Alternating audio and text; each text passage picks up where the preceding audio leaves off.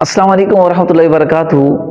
ناظرین کرام، میں خادم اہل سنت محمد احمد رضا اعظمی قادری آپ سے ایک مسئلہ ڈسکس کرنا تھا۔ مجھ سے پوچھا گیا، میں نے کہا آپ کو بھی بتا دیتا ہوں، فائدہ ہو جائے گا۔ آپ کو بھی اسکرین پر نظر آ رہا ہوگا کہ ایک بکرا کھڑا ہوا ہے، اس کا کان ایک سائڈ سے کٹا ہوا ہے۔ تو ایک بھائی نے بکرا خریدا ہے، تو وہ پوچھ رہے ہیں کہ اس کی قربانی ہوگی کہ نہیں ہوگی۔ تو بکرے کی قربانی کے بارے میں، اس کے کانوں کے بارے میں یہ علماء کرام نے بیان فرمایا ہے کہ اگر اس کا کان تہائی تک کٹا ہوا ہے یا اس سے زیادہ کٹا ہوا ہے تو اس کی قربانی نہیں ہوگی، اور اگر کان ایک تہائی سے کم کٹا ہوا ہے تو اس کی قربانی ہو جائے گی۔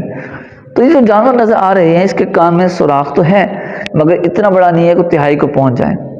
تہائی کا مطلب کیا ہوتا ہے یہ بھی سمجھ لیجئے، یعنی کان کے 3 حصے کیے جائیں اور اس میں سے ایک حصہ مکمل طور پر جو ہے وہ ختم ہو جائے یا اس سے بھی زیادہ ختم ہو جائے، کٹ جائے، ٹوٹ جائے، جو بھی ہو جائے، تو اس صورت میں اس کی قربانی نہیں ہو سکتی۔ جیسے ایک جانور، اس کا کان 9 سینٹی میٹر ہے، تو 3 سینٹی میٹر اگر مکمل اڑ گیا تو اب اس کی قربانی نہیں ہو سکے گی، اور اگر جو ہے 2 سینٹی میٹر تک اڑ گیا، 1 سینٹی میٹر تک اڑ گیا تو اب اس کی قربانی ہو جائے گی۔ تو جو عضو ہے اس کے 1/3 سے کم کٹ جائے تو قربانی ہو سکتی ہے۔